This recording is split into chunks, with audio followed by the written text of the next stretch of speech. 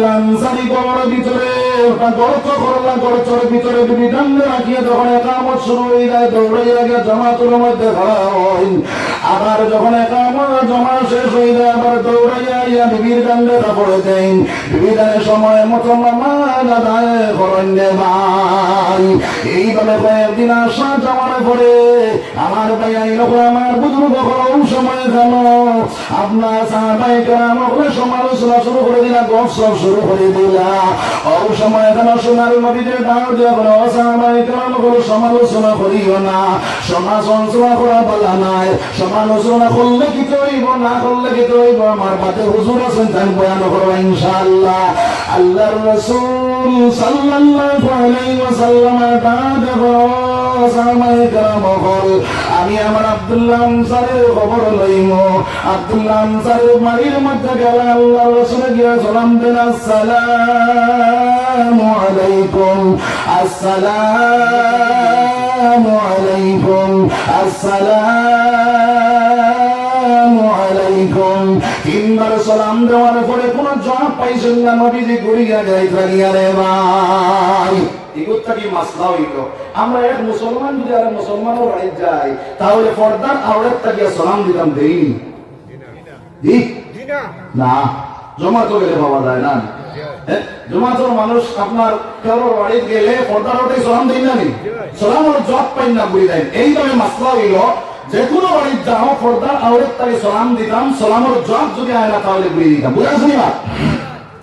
আমার ভাই আমার বুজুর্গ হল নবীজি যখন জবাব পাইলা না ওই জায়গা থেকে যখন নবীজি ঘুরে গেলা আল্লাহর রাসূল সাল্লাল্লাহু আলাইহি ওয়াসাল্লামের আওয়াজ তার বিবি কানে শুনতে পাইলা। বিবি কানে নামাজ শেষ করিয়া গিয়া বললেন, স্বামী আল্লাহর রাসূল ঘুরিয়া যাইতে গিয়া তুমি সালামের জবাবটা দিতাম লাগে দিলে না। আব্দুল্লাহ আনসারী বললেন, বিবি আমি যে অবস্থায় আছি ওই অবস্থায় নবীজির সালামের জবাব দেওয়া আমাদের সম্ভবপর নাই, যার কারণে নবীজির সালামের জবাবটা আমি দিলাম না রে বিবি। ওই সময় আব্দুল্লাহ আনসারীর পরিবারে আপনার কাপড় খুলিয়া দিয়া কইলেন, স্বামী জলদি করে কাপড় লাগাও আর দৌড়াইয়া মারিয়া যাও, নবীজি ঘুরিয়া যাইতে গিয়া। আব্দুল্লাহ আনসারী কাপড় লাগাই বিবি গড়চর ভিতরে ঢুকলা, কাপড় লাগাইয়া বাড়িয়া গিয়া দেখল আল্লাহর রাসূল ঘুরিয়া যাইতে গিয়া। ওই সময় আব্দুল্লাহ আনসারীর মনের মধ্যে আইলো আল্লাহর রাসূল বহুটা গিয়াছ, এখন যদি দাগ দেই তাহলে নবীজির লগে বেয়াদবি হয়ে যাইব। ওজন না রে বাবা আমি বাকিতাম না কিছু, এই সেটা শুরু করলা। সোনার নবীজির দ্বারা গিয়া পার তালিটা তোরা জোরে মারলা, আল্লাহর রাসূল করে দিয়ে ঘুরিলা। আব্দুল্লাহ আনসারী বলে, ওয়ালাইকুমুস সালাম ইয়া রাসূলুল্লাহ। আল্লাহর রাসূল সাল্লাল্লাহু আলাইহি ওয়াসাল্লাম কইলেন, আব্দুল্লাহ আমি তোমার বাড়ির মধ্যে গেলাম, তিনবার সালাম দিলাম, সালামের জবাবটা তুমি দিলে না। আব্দুল্লাহ আনসারী বলে, ইয়া রাসূলুল্লাহ আমার বিবি কাপড়ের মধ্যে মাত্র এক কাপড়, 2 নম্বরে কোনো কাপড় নাই। আমি আমার কামড় যখন শুরু হয়ে যায় আমি দৌড়াইয়া ঘরের ভিতরে আমি একটা গর্ত করেছি, গর্তের ভিতরে আমার বিবি কান্দে রাখি আমি দৌড়াইয়া জমাতের মধ্যে যাই। ইয়া রাসূলুল্লাহ জমাত যখন শেষ হয়ে যায় আমি দৌড়াইয়া গর্তের ভিতরে ঢুকি আমার বিবি কান্দে কাপড় দেই। আমার বিবি কানের সময় মতো নামাজ আদায় করুন। ইয়া রাসূলুল্লাহ মুসলমান তাহলে এই কবরস্থানের মধ্যে যাইতে হলে নামাজ বানাইয়া দেওয়ার দরকার আছে না? নাই। নামাজ না বানাইয়া মোবাইলের ভিতরে সময় কাটাইয়া মসজিদে আযান পড়ে দাঁড়িয়ে আমি মোবাইল বাজাইয়া যাই গিরে ভাই, ফেসবুকে আপনার ফ্রি ফায়ার ঢুকিয়া আপনার মসজিদে আযান পড়ে নামাজ চলে। আমি আপনার তিনটার মধ্যে বইয়া সরা করে বেটনারে বইয়া ফ্রি ফায়ার লইয়া ব্যস্ত হয়ে গেলাম। এইগুলা তাই ব্যস্ত না হইয়া আমার জোয়ার মেয়াই নহল। তোমাদের 2টা পাওয়ার মধ্যে আমার 2টা হাত রাখিয়া হইয়া দে ভাই। তোমাদের জীবন বড় মূল্যবান সময়, এই সময়টা আল্লাহর নামে ব্যয় করলে বলে আপনি যাও। জোয়ান কি জীবন যদি আল্লাহর নামে ব্যয় করে তারপর আমার নবী দিয়ে ফরমান কাল কিয়ামতের দিন আল্লাহর আরশে আজিমের ছায়া চলে 8 টুকরো মানুষের জায়গা হইবা। ওই 8 টুকরোর মধ্যে সোনার নবী দিয়ে ফরমান نشا في عبادة الله আমার নবী দিয়া ফরমান যারা জওয়ান করে দুনিয়ার জমিনের মধ্যে জওয়ান কি বয়স আল্লাহর ইবাদত করেছে তার জায়গা আল্লাহর আরশে আজিমের ছায়ার তলে জায়গা হয়ে যাইব সুবহানাল্লাহ। যার কারণে আমার জওয়ান ভাই নকল দুইটা ফার মধ্যে আমার দুইটা হাত রাখিয়া হইয়া দাঁড়িয়ে ভাই নকল জীবনে বহুত ভুল করেছো বহুত না ফরমানি করেছো জীবনে বহুত নমুনা আল্লাহর না ফরমানি করিয়া বসবাস করতায় আইর মা দুনিয়া তওবা করি আল্লাহর দিকে ঘুরে যাইব ইনশাআল্লাহ। যদি আল্লাহর বান্দা পাঁচ ওয়াক্ত নামাজ না পড়িয়া সেই কবরস্থানের মধ্যে যাও রে ভাই ওই কবরস্থানের মধ্যে যাওয়ার লগে লগে আল্লাহর বান্দারে যখন কবর চড়াইব ওই কবরস্থানের মধ্যে একটা সাপ দেওয়াইব যে সাপের লম্বাই থাকবো 50,000 বছর রাস্তার সমান যে সাপের দাঁত থাকবো লোহার দাঁত যে সাপের চোখ থাকবো আঙ্গুলির লাল ও মুসলমান কিতাবের মধ্যে কিতাব ওই সাপে যদি দুনিয়ার জমিনের মধ্যে একবার যদি শ্বাস ফলায় পৃথিবীর জমিনের মধ্যে যত গাছপালা আছে যত গাছপাতা আছে সব মরে যাইব এত বিষাক্ত সাপে তোমার আমার ধ্বংস করবো আমার জানা হইব 70 মাটির নিচে নিয়ে পৌঁছাইব আবার কুড়িয়া বাহির করবো ওই সময় আল্লাহর বান্দার জিকির করবো সাপ কোন কারণে আমার আযাব দেখাবে ও আল্লাহর বান্দা দুনিয়ার জমিনের মধ্যে তুমি নামাজ না পড়ার কারণে আমার মাওলায় বানাইছে আমি তোমার এইভাবে শাস্তি দিয়া দিয়া কিয়ামত পর্যন্ত তোমার শাস্তি দেব নাউজুবিল্লাহ জোরে নাউজুবিল্লাহ। তাহলে 5 ওয়াক্ত নামাজ আমরা বানাইব সবাই ইনশাআল্লাহ। একবার জিকির করো সুবহানাল্লাহ ওয়ালহামদুলিল্লাহ ওয়া লা ইলাহা ইল্লাল্লাহ সুবহানাল্লাহ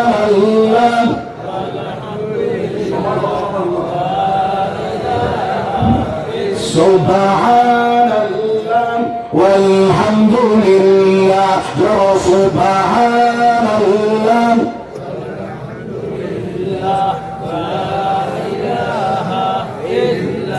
উঠিয়া ভাই সুবহানাল্লাহ ওয়া লা ইলাহা ইল্লাল্লাহ সুবহানাল্লাহ ওয়ালহামদুলিল্লাহ।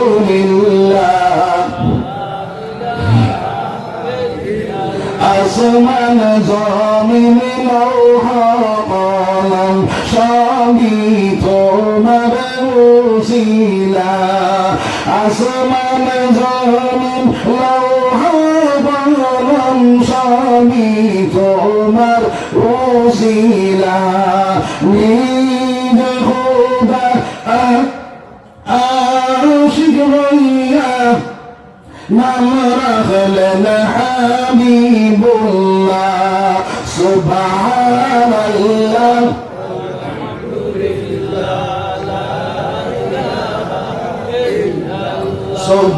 সুবহানাল্লাহ দুনিয়া ওয়া লা ইলাহা ইল্লাল্লাহ আল্লাহু আকবার। আমার ভাই মন দাও বেশি সময় নাই সময় কমে গেছে ও মুসলমান এইভাবে যদি 5 ওয়াক্ত নামাজ পড়াইয়া তুমি যদি হাসরের ময়দানে যাইতে পারো তাহলে আবু বকর ওমর উসমানের লগে তোমার আমার হাসর নসরই করে ভাই। আর যদি আপনার নামাজ না বানাইয়া যায় তাহলে হাম্মান ফেরাউন নমরুদ সাদ্দাত তারা লগে হাসর নসরই করে নাউজুবিল্লাহ। তাহলে নামাজ বানাইয়া যাইতাম না রইতাম বানাইয়া যাইতাম ইনশাআল্লাহ। হ্যাঁ নবীর কথা মানবে যারা হইবে জান্নাতি না মানিয়া আবু জেহেল হইল দুজকি। নবীর কথা মানবে যারা হইবে জান্নাতি না মানিয়া আবু জেহেল হইল দুজকি। আমি হাদিস পড়েছিলাম আল্লাহর নবী যে ফরমায় আসসালাতু মিফতাহুল জান্নাহ নামাজ হইল বেহেশতের চাবি নামাজ হইল বেহেশতের চাবি। নবী যে যখন আওয়াজ করতে আওয়াজ শোনার পরে সাহাবায়ে কেরাম হলে লগে লগে আমল করি লাইতারে ভাই। আমরা ওয়াজ শুনি কিন্তু আমল আমরার মাঝে নাই। আমল আছে নি? হ্যাঁ কালকে বস লই বলি তারে গ্যাস করি বলে জি হয় বলে কিটা আমন তোর বলে মাদিস না নেসা ভাইটা জানে কাম দিসটা বুঝে যে বলিনটা গুলিয়া লইয়া লাইকলাগি বলে কিটা হইছে বলে এটা কাম মানতে লাগে রে বেটা হো নাউযুবিল্লাহ হো নাউযুবিল্লাহ হ্যাঁ ওই আমরা ওয়াজের কোনো অভাব আছে ওয়াজের কোনো অভাব নাই আমল অভাব কি ওর আমল উনি আমল করতেন তো ইনশাআল্লাহ নবী যে ওয়াজ করতেন লগে লগে সাহাবায়ে কেরাম বলে আমল করে এইটা আমার ভাই কেন ভাই আমার ভাই এরকম আমার বুজুর্গ হল আল্লাহর নবী যে ওয়াজ করলেন সালাতু মিফতাহুল জান্নাহ সাহাবায়ে কেরাম বলে খাইবার নাই পিন্দিবার নাই কিন্তু নামাজ জীবনে সারি সুন্নাহ রাসূলুল্লাহ তার প্রমাণ হিসেবে একটা ঘটনা খেয়াল করিলাম হযরত আব্দুল্লাহ আনসারী রাদিয়াল্লাহু তাআলা আনহু আর তার বিবিদের মধ্যে একটা বড় দুই নম্বর কোন কাপড় নাই রে ভাই আব্দুল্লাহ আনসারী ঘরের ভিতরে ওটা গড়চর ভিতরে বিবি ডান্ডে রাখিয়ে যখন ইকামত শুরু হয়ে যায় দৌড়াইয়া গিয়ে জামাতের মধ্যে খাড়া হয় আবার যখন ইকামত জমা শেষ হয়ে যায় আবার দৌড়াইয়া গিয়া বিবির ডান্ডে কাপড় দেন বিবিদের সময় মতো নামাজ আদায় করেন রে ভাই এইভাবে কয়েকদিন আসা যাওয়ার পরে আমার ভাই এইরকম আমার বুজুর্গ হল সময় জানো আপনার সাহাবায়ে কেরাম সমালোচনা শুরু করে দিলা গসব শুরু করে দিলা ওই সময় কেন সোনার নবীদের ডাক দেওয়া বলে সাহাবায়ে কেরাম সমালোচনা করিও না সমালোচনা করা বলা নাই সমালোচনা করলে কি হইব না করলে কি হইব আমার পাতে হুজুর আছেন তাই বয়ান করবো ইনশাআল্লাহ আল্লাহর রাসূল সাল্লাল্লাহু আলাইহি ওয়াসাল্লাম সাহাবায়ে কেরাম বল আমি আমার আব্দুল্লাহ আনসারীর খবর লইম আব্দুল্লাহ আনসারীর বাড়ির মধ্যে গেল আল্লাহর রাসূল গিয়া সালাম দেন আসসালামু আলাইকুম আসসালামু আলাইকুম আসসালামু আলাইকুম তিনবার সালাম দেওয়ার পরে কোন জবাব পাইছেন না নবীজি ঘুরিয়া যাইতেন রে ভাই এগুলো কি মাসলা হইল আমরা এক মুসলমান যদি আর মুসলমানের বাড়ি যাই তাহলে পর্দার আওরাত তাকিয়া সালাম দিতাম দেইনি না জমাতো গেলে পাওয়া যায় না জমাতোর মানুষ আপনার কারোর বাড়ি গেলে পর্দার ওটাই সালাম দেই না নি সালামের জবাব পাই না বলি দেন এইভাবে মাসলা হইল যে কোনো বাড়ি যাও পর্দার আওরাত তাকে সালাম দিতাম সালামের জবাব যদি আয় না তাহলে বলে দিতাম বুঝাচ্ছি না আমার ভাই এরকম আমার বুজুর্গ হল নবীজি যখন জবাব পাইলা ওই জায়গা থেকে যখন নবীজি ঘুরে গেলা আল্লাহর রাসূল সাল্লাল্লাহু আলাইহি ওয়াসাল্লামের আওয়াজ তার বিবিধানে শুনতে পাইলা বিবিধানে নামাজ শেষ করিয়া গিয়া বললেন স্বামী আল্লাহর রাসূল ঘুরিয়া যাইতে গিয়া তুমি সালামের জবাবটা দিতে লাগে দিলে না আব্দুল্লাহ আনসারী ফরমাইলেন বিবি আমি যে অবস্থায় আছি ওই অবস্থায় নবীজির সালামের জবাব দেওয়া বলে সম্ভবপর নয় যার কারণে নবীজির সালামের জবাবটা আমি দিলাম না রে বিবি ওই সময় আব্দুল্লাহ আনসারীর পরিবারে আপনার কাপড় খুলিয়া দিয়া কইলে স্বামী জলদি করে কাপড় লাগাও আর দৌড়াইয়া মারিয়া যাও নবীজি ঘুরিয়া যাইতে গিয়া আব্দুল্লাহ আনসারী কাপড় লাগাই বিবি গড়চর ভিতরে ঢুকলা কাপড় লাগাইয়া বাড়াইয়া গিয়া দেখুন আল্লাহর রাসূল ঘুরিয়া যাইতে গিয়া ওই সময় আব্দুল্লাহ আনসারীর মনের মধ্যে আইলো আল্লাহর রাসূল বহুদা গিয়াছে এখন যদি ডাক দেয় তাহলে নবীজির লগে বেয়াদবি হয়ে যাইব ওজন না রে বাবা আমি ডাকিতাম না কিছু এইসাটা শুরু করলা সোনার নবীজির দ্বারা গিয়া পার তালিটা তোরা জোরে মারলা আল্লাহর রাসূল করে দিয়ে ঘুরিলা আব্দুল্লাহ আনসারী বলে ওয়া আলাইকুমুস সালাম ইয়া রাসূলুল্লাহ আল্লাহর রাসূল সাল্লাল্লাহু আলাইহি ওয়াসাল্লাম কইলেন আব্দুল্লাহ আমি তোমার বাড়ির মধ্যে গেলাম তিনবার সালাম দিলাম সালামের জবাবটা তুমি দিলে না আব্দুল্লাহ আনসারী বলে ইয়া